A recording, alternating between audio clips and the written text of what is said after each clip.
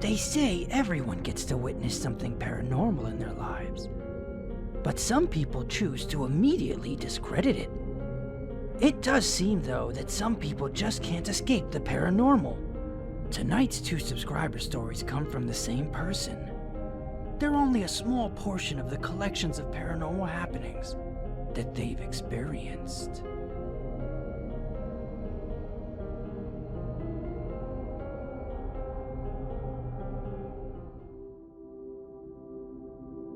When I was 4 years old, me and my family lived in a quiet neighborhood in New Jersey. Everything was pretty normal, but late one night, I was woken up by the scratching sound outside my window.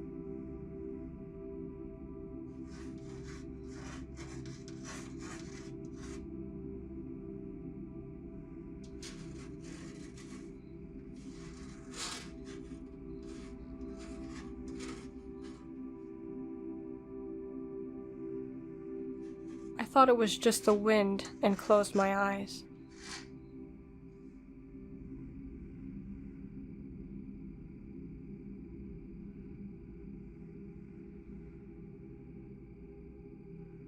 The sound got louder and was getting closer.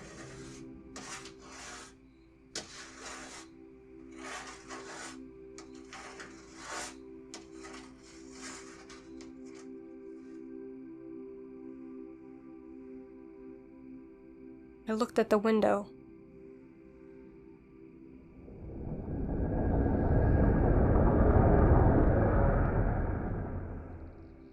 Through the curtains, I could see a furry creature.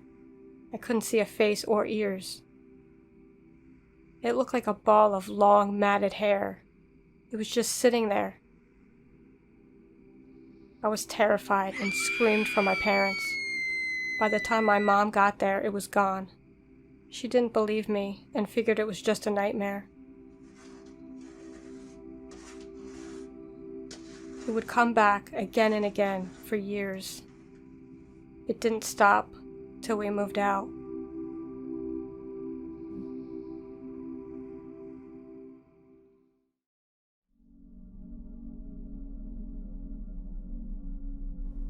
Back in 1981, my boyfriend's boss, Al, asked him to house sit while he went on vacation. He would be staying there for a few days. The house was huge and beautiful. It was built back in the 1700s and had been added onto since. We thought it would be fun if I came by and kept him company one night. So Friday night, we got food to make a nice dinner, ate, and laid in front of the fireplace.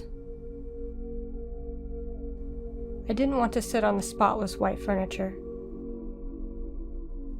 I was laying there looking at the fire. That's when it happened.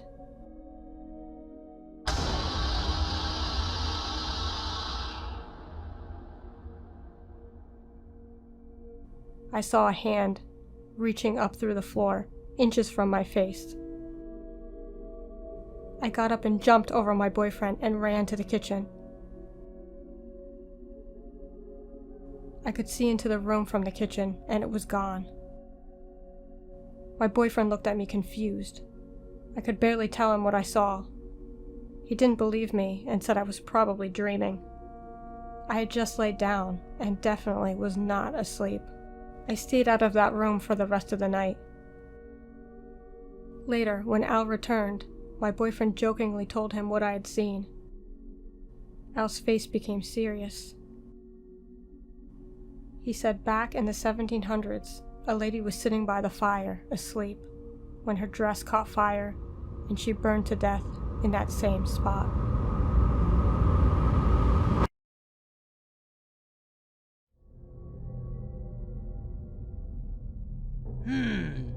It seems a little convenient that people are always forgetting to mention their house is haunted when they ask you to house sit.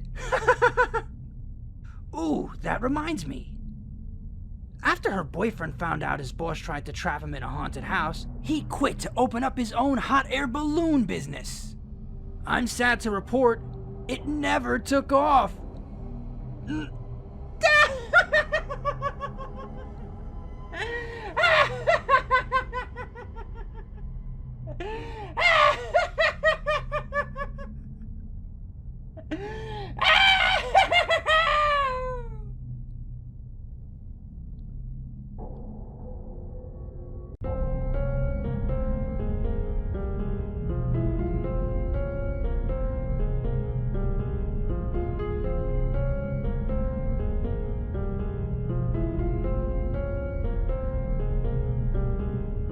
How many times have you seen something out of the corner of your eye that wasn't there? You turned quickly, hoping to get a better look, and found nothing.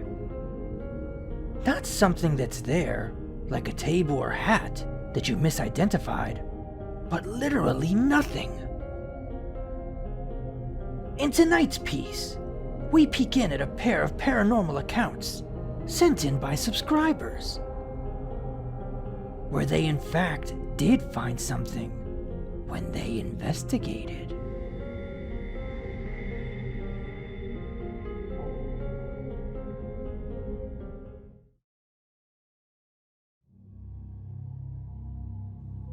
This happened about 20 years ago. My family and I were renting an apartment in an old Victorian house built before the turn of the century. It had been owned part by my grandfather's family a very long time ago. At the time we were living there, it was owned by a very kind woman. We lived there for quite a while when I started to get strange feelings of overwhelming sadness.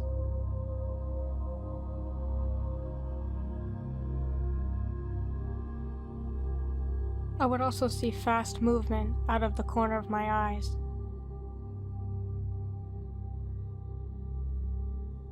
One room in particular was always cold. It was the dining room, and just off the dining room was the bathroom. Well, one day I was at home alone. As I remember it, I had just gathered all of the laundry from my other family members' rooms, and when I turned the corner into the dining room area, I noticed first how much colder it was. Then I looked towards the bathroom, and standing before me was the full-body apparition of my landlord's son.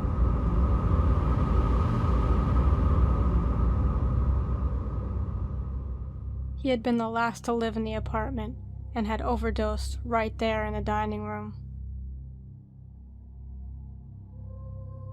I saw him clear as day. Hell, I even said hello to him. It took my brain a few seconds to realize it wasn't him, but a spirit. Without words, I knew he wanted to see his children, but they were living with his mother.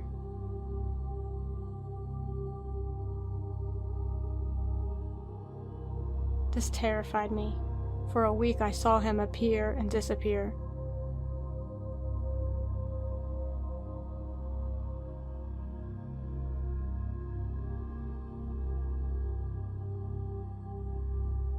I finally went to my landlord's house and told her everything. I was surprised she believed me. So the following day, she came with the children, said some prayers, and they forgave him for his past.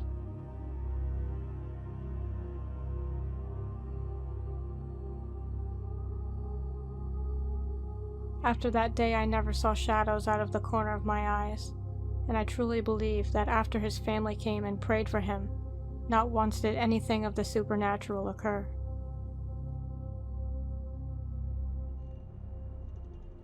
My grandparents employed a housekeeper for over a decade.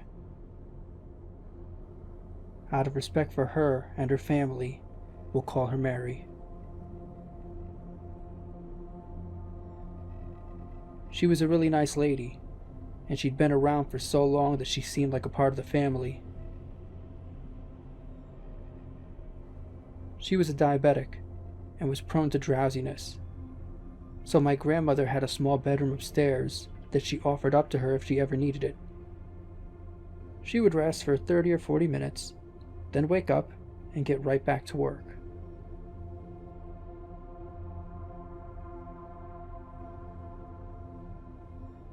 Sadly, one day, she didn't wake up.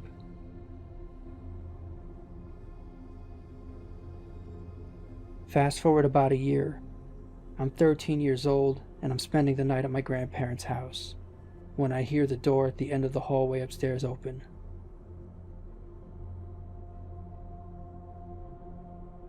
I knew I was the only one up there, so I went to investigate. The hallway had a small, dim night light that would light a small path for me in case I needed to use the bathroom in the middle of the night. With the help of the light, I could see that the door at the end of the hall was indeed open.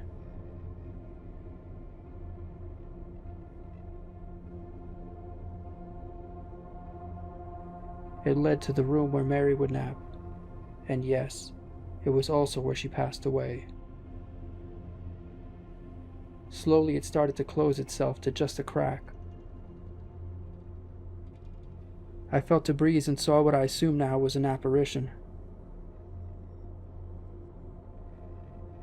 The figure stopped and said, "Go back to sleep, mi hijo," which is what Mary always called me.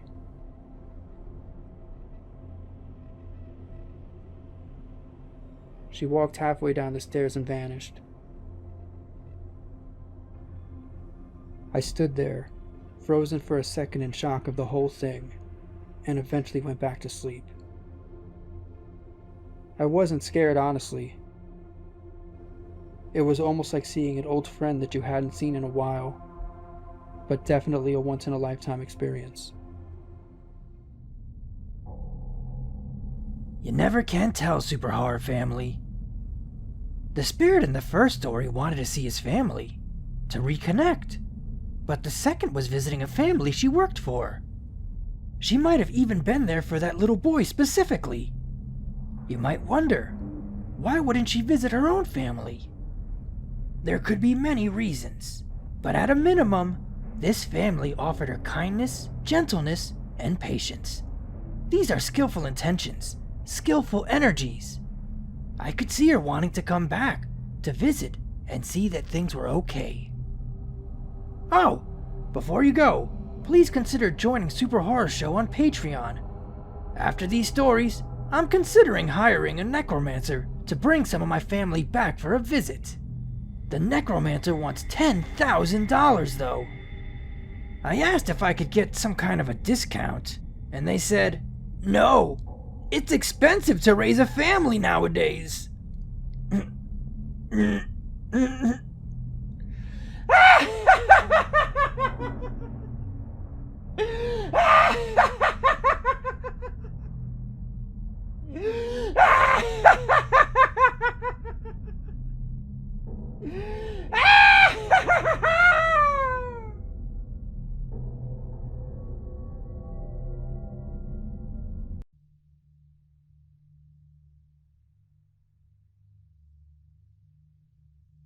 Inside Maple Hill, the oldest and biggest cemetery in the state of Alabama, is a playground.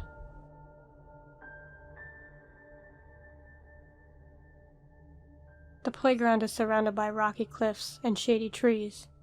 It's a beautiful little spot. It used to be a limestone quarry, but later on most of it was filled in with trees and flowers. In 1869, the area was made into a children's playground. Its official name was Drost Park. It's now known as the Dead Children's Playground. It earned this name not only because it's surrounded by the largest cemetery in Alabama, but also due to the disturbing history behind it.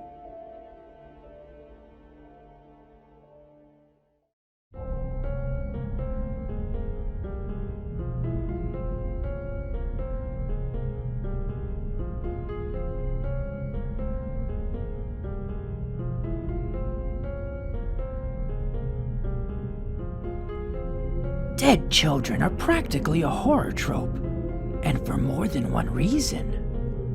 Many demonologists will tell you to be wary of paranormal entities presenting as children, because a child is a great disguise for a malicious spirit that wants to get closer. But there's an even simpler explanation than that. Plain and simple, the idea of a dead child feels wrong. It makes seeing them appear as ghosts that more bizarre. Whatever caused the child's death must be something that's okay with breaking the natural order of things. Tonight I'm gonna tell you all about the Dead Children's Playground, so I hope you're all ready to hear about one of the most haunted places in America.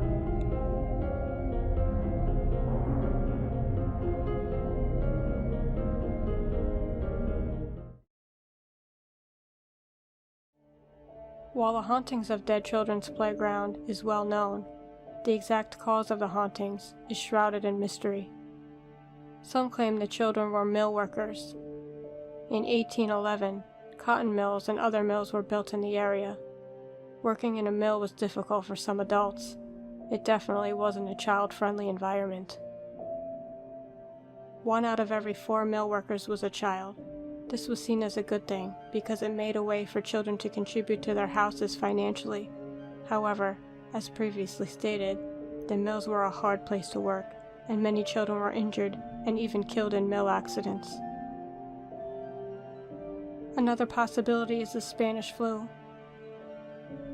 In 1918, the Spanish flu hit, killing at least 17 million in the world, with some estimates being as high as 100 million.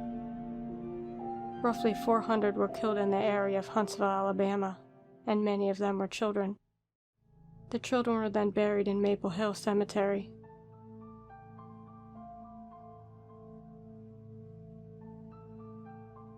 But the most recent alleged cause is from the 1960s. Tragedy struck in the 60s. According to locals, there was a serial killer in the town, and children in the area started to go missing. No one had any idea of who could be responsible for the abductions. Later, the bodies were discovered in a section of the old abandoned quarry that hadn't been filled in, not far from where the playground is today. Some more bodies were also found in a field near the cemetery. After discovering the bodies, it was suspected that the murderer was using the nearby abandoned mine shafts as a hideout.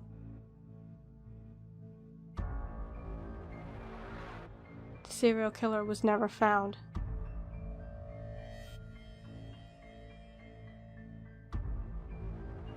No matter which of these events is accurate, it's not surprising that the park is said to be the most haunted in the US. According to the legend, the children buried in the cemetery come to play at the park, and many claim to see and hear them. Many paranormal investigators have visited the park and have caught strange things on camera, including apparitions and strange, unexplainable sounds.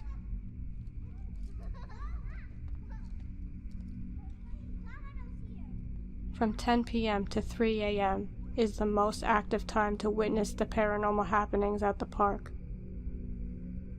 Strange orbs of light are often seen flying around the park, sounds of children laughing and playing.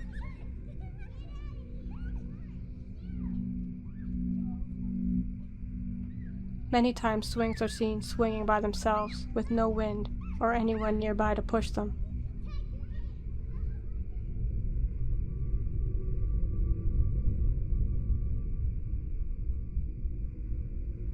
In photos taken, children can be seen on the swings or playing around.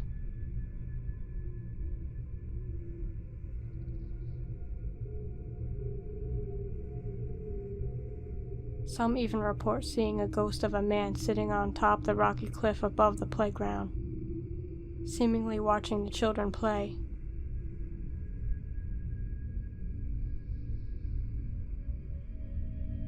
Sometimes a woman's voice has also been heard calling to the children.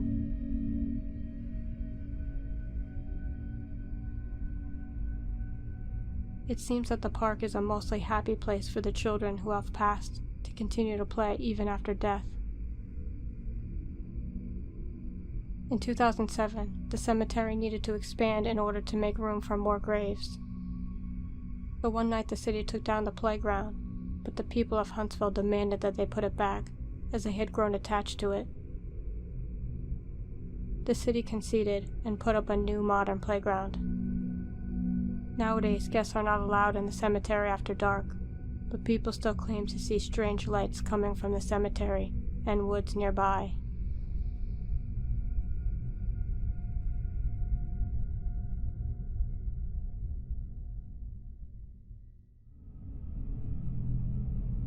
I normally wouldn't share what I thought because I don't want to affect what you guys think, but in this very unique instance, I'm comfortable saying I think they're just children. If there was something malicious there, it had plenty of time to strike. The townspeople liked the playground and even fought for it. Unless they're all crazy. Once, when it was still allowed, a paranormal investigator went to the park and got some very interesting EVPs. She could hear what sounded like two children arguing. Then she heard one say, "I've drawn a line in the sand. Cross it and I'll punch you." Oh, come on. Laugh, guys. That was the punchline!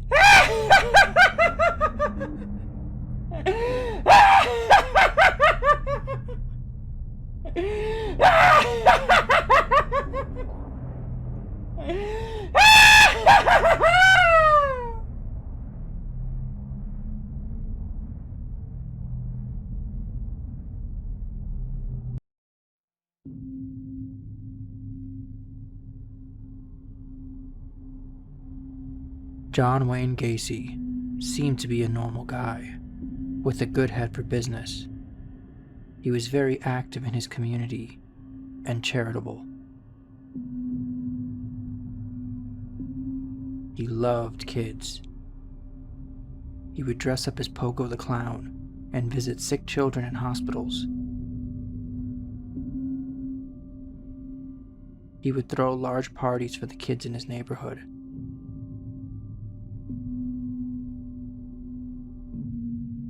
And in 1980, Gacy was convicted for the murders of 33 young men.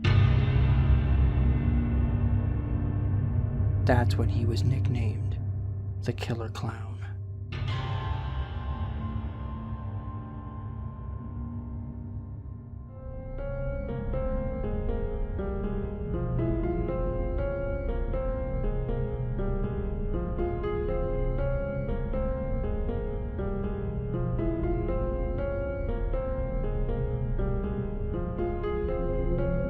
For those that don't know, John Wayne Gacy was the inspiration for Stephen King's It.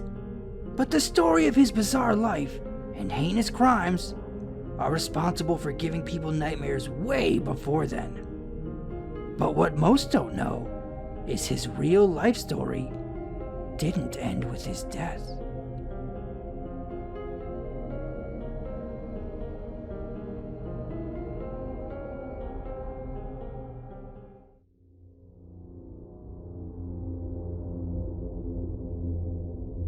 At his trial, Gacy tried to plead innocent, claiming he was diagnosed as schizophrenic by a few psychologists. The jury wasn't having it, and he was soon found guilty. It would be 14 years before Gacy would be executed by lethal injection. In the years Gacy was awaiting his execution, he began oil painting. He painted himself as Pogo, the Seven Dwarfs, portraits of Hitler, Elvis, and others. The paintings were said to convey a disturbed mind. Many people reported having feelings of anxiety while looking at them. After his execution, 25 of his paintings were burned in a bonfire. 300 people, some being the families of Gacy's victims, watched the paintings burn. But there were still more paintings. Even with Gacy's horrific background, his paintings are surprisingly popular. One painting titled Pogo the Clown is said to hold the evil energy from the Killer Clown.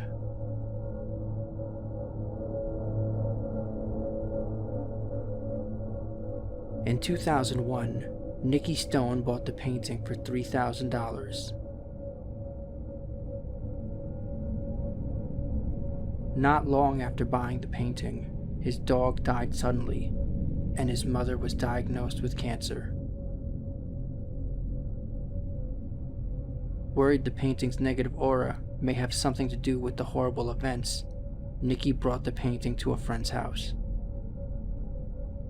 His friend's close neighbor was killed in a car accident soon after. Another friend said they would take the painting. He ended up attempting to end his life. Nikki, convinced the painting was causing the trouble, decided to sell it. Eventually, actor Johnny Depp came into possession of the painting. He became so disturbed by looking at the painting that he developed a fear of clowns before getting rid of it.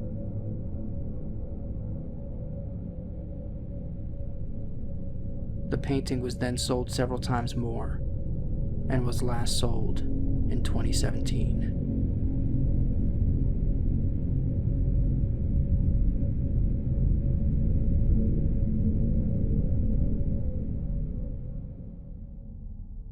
Whoa!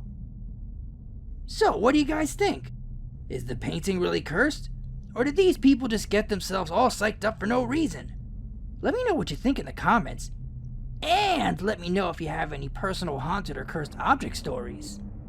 So, I was gonna buy a few balloons, blow them up into stupid shapes, and make fun of them with you all. But I couldn't afford them. Aw, don't feel bad, guys. It's 'cause inflation!